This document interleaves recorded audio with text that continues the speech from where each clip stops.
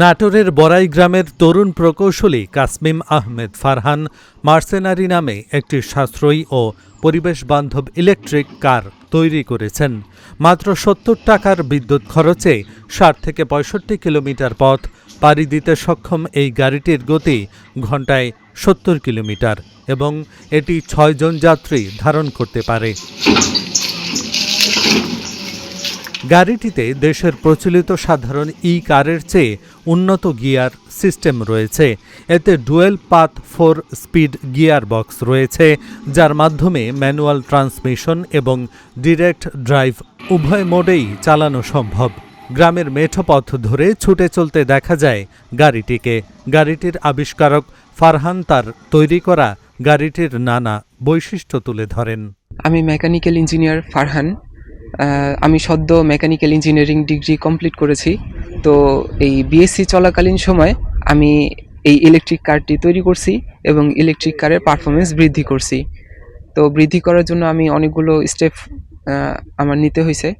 প্রথমত বৃদ্ধি করার জন্য আমি একটা ব্যতিক্রমধর্মী একটা তৈরি করছি, যার কারণে একটা ইলেকট্রিক কারের পারফরমেন্স, টপ স্পিড, মাইলেজ বৃদ্ধি পায়। বলা যায় যে এই গিয়ার বক্সটা ইনস্টল করার মাধ্যমে আমরা একটা লো বাজেট একটা হাই পারফরমেন্স কার আমরা তৈরি করতে পেরেছি। তো সবাই আমার জন্য দোয়া করবেন। আমি চাচ্ছি যে অটোমোবাইল সেক্টরে একটা ভালো একটা ক্যারিয়ার গড়তে, এখন আল্লাহ যদি চাই। আমার ভবিষ্যৎ পরিকল্পনা যে একটা সময় অটোমোবাইল ইন্ডাস্ট্রি দিব, সেটা যদি আল্লাহ যদি চায় তাহলে সম্ভব হবে। তো ওই অটোমোবাইল ইন্ডাস্ট্রিতে কার এবং বাইক ম্যানুফ্যাকচার হবে।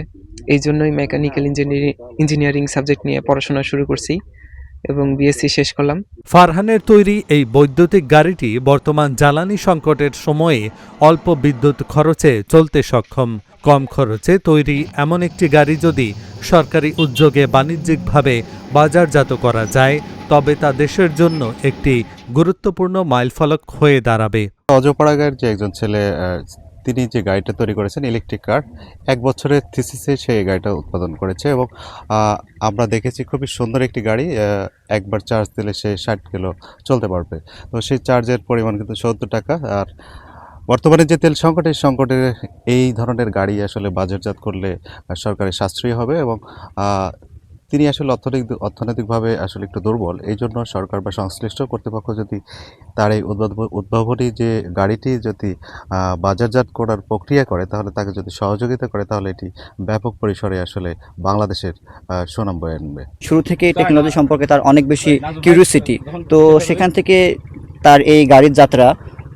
উনি আসলে গাড়িটাতে অত্যাধুনিক বিভিন্ন প্রযুক্তি ইউজ করেছে, যেমন ট্রান্সমিশন গিয়ার বক্স। সেই গিয়ার বক্সের সাথে আরও কিছু অটো ড্রাইভিং ফিচার অ্যাড করেছেন।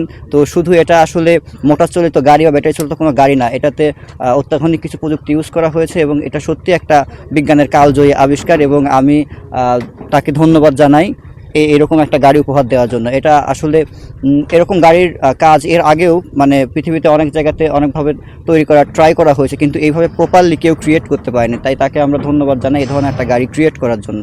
আমি একদিনে এই রাস্তা দিয়ে যাচ্ছিলাম, তো দেখি যে নতুন মডেলের একটা গাড়িটা দেখে আমার খুব পছন্দ হলো। খোঁজ নিলাম, এই পাশের গ্রামে এক ছোটো ছেলে গাড়িটা তৈরি করেছে। তো সরকারি যদি পৃষ্ঠপোষকতা পেত, তাহলে সে তার ব্রেনের আরও বেশি বিকাশ ঘটাতে পারত আর দেশি প্রযুক্তির দিকে দেশ আগায় যেত। ফারহান মেকানিক্যাল ইঞ্জিনিয়ারিংয়ের ছাত্র হওয়ায় তার কারিগরি জ্ঞানকে বাস্তবে রূপ দিতে সক্ষম হয়েছেন। ভবিষ্যতে তিনি অটোমোবাইল সেক্টরে কাজ করে নিজের প্রকল্পকে আরও উন্নত করতে চান। এক্ষেত্রে সরকারি পৃষ্ঠপোষকতার দাবি তার। গ্রামের এই অজপাড়াগাঁয়ের যে ছেলেটি ফারহান, সে এই গাড়িটি উদ্ভাবন করেছে। আমরা অনেক খুশি যে সে এরকম একটা গাড়ি উদ্ভাবন করেছে। আর এই তেল সংকটের মধ্যে যে ইলেকট্রিক গাড়ি, এই গাড়িটি আমি মনে করি যদি সংশ্লিষ্ট কর্তৃপক্ষ তাকে সহায়তা করে, তাহলে এই গাড়িটি যথাযথভাবে যদি মার্কেটিং করা যায়, তাহলে দেশের জন্য এবং সবার জন্যই ভালো হবে। আমরা চাই বড়াই গ্রামের এখান থেকেই শুরু হোক। এরকম মেধা লোক আরও আমাদের এলাকার জন্য ভালো হোক। আরও দেখা যাচ্ছে যে এরকম লোক হলে গান এলাকারও সুনাম হবে। আবার এরকম লোক অনেক আমাদের প্রয়োজন। মানুষের উপকার হবে এরকম একটা উদ্যোগ নিলে।